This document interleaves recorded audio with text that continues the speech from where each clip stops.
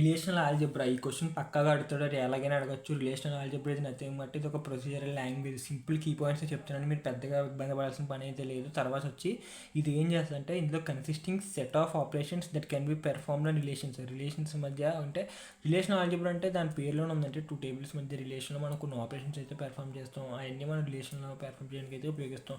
Okay, ఇందులో చాలా ఉంటాయి అంటే ఒకటని చెప్పను కానీ ఇంకోటి ఫస్ట్ మీకు వచ్చినా రాకపోయినా ఇంకోటి union, intersection, difference, Cartesian product, okay, projection, divide, rename, ఇవన్నీ కూడా మీరు 10th సెట్స్లో ఇవన్నీ చూసే ఉంటారు కాబట్టి పెద్దగా ఇబ్బంది పడాల్సిన పని లేదు. జస్ట్ గుర్తుపెట్టుకోండి.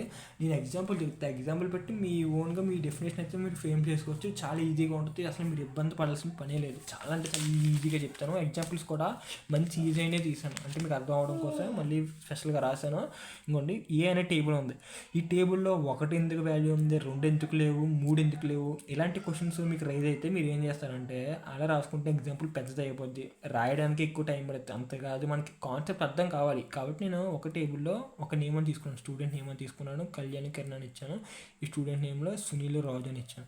యూనియన్ అంటే ఏం చేస్తుంది మనకు మామూలుగా యూనియన్ బి అంటే 2 కలిపి రాసేది, అదే యూనియన్ బి. యూనియన్ బిలో చూడండి స్టూడెంట్ నేమ్లో కళ్యాణ్, కిరణ్, సునీల్, రాజు 4 రాస్తాం. యూనియన్ ఆపరేషన్ పెర్ఫామ్ చేస్తాం. ఓకే, నెక్స్ట్ వచ్చి ఇంటర్సెక్షన్. సేమ్ మ్యాథ్స్లో ఎలా ఉంటుంది ఇందులో కూడా ఎలా ఉంటుంది, ఏమైనా చేంజెస్ ఉంటే ఇక్కడ మీకు క్లియర్గా చూడవచ్చు. ఇంటర్సెక్షన్లో కూడా స్టూడెంట్ నేమ్ రవి, విష్ణు అని రాశాను. ఇందులో బి అనే టేబుల్లో స్టూడెంట్ నేమ్ రాజు అని రాశాను. ఇప్పుడు ఇంటర్సెక్షన్ ఏంటంటే ఈ రెండిట్లో కామన్గా ఏది ఉందో దాన్నే విడిగా ఒక టేబుల్లో రాస్తాం. ఇందులో రాజు కామన్గా ఉంది, ఇందులో రాజు కామన్గా ఉంది కాబట్టి A intersection B Raju. Okay, next వచ్చి డిఫరెన్స్.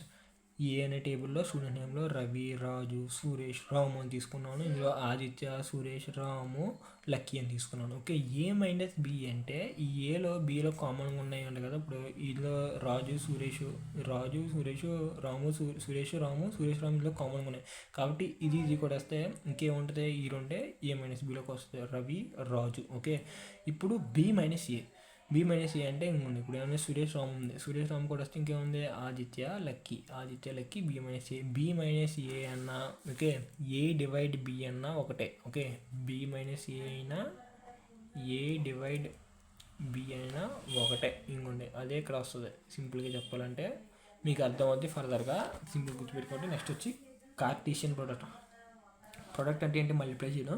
స్టూడెంట్ నేమ్లో రవి అని ఉంది, రాజు అని ఉంది, సురేష్ అని ఉంది, ఇందులో ఆదిత్య, సురేష్ అని ఉంది. ఫస్ట్ ఏం చేస్తామంటే రవి అన్నాడు ఆదిత్యతో మల్టిప్లై అవుతాడు, రవి అన్నాడు సురేష్తో చేస్తాడు, తర్వాత రాజు అన్నాడు ఆదిత్య, సురేష్ అన్నాడు ఆదిత్య, సురేష్తో. అదే స్టూడెంట్ నేమ్ 2 కార్టీషియన్ ప్రొడక్ట్ కాబట్టి 2 వాల్యూస్ వస్తాయి, 2 టేబుల్స్లో 2 ఎన్నిటీస్ వస్తాయి. ఇంకొండి రవి ఆదిత్య, రవి సురేష్, రాజు ఆదిత్య, రాజు సురేష్, ఆదిత్య, సురేష్. ఓకే, ఇది కార్టీషియన్ ప్రొడక్ట్. ఓకే, యూనియన్ అర్థమైంది, ఇంటర్సెక్షన్ అర్థమైంది, డిఫరెన్స్ అర్థమైంది, కార్టీషియన్ ప్రొడక్షన్ కూడా మీకు అర్థమయ్యే ఉంటుంది. నెక్స్ట్ వచ్చి సెలక్షన్ అంటే ఇప్పుడు ఇది ఒక టేబుల్ అండి. సెలక్షన్ అంటే నేను ఏమనుకుంటున్నానంటే ఇందులో నాకు గ్రేటర్ దెన్ 90 మార్క్స్ వచ్చిన వాళ్ళు మాత్రమే నాకు కావాలి అనుకుంటున్నాను నేను.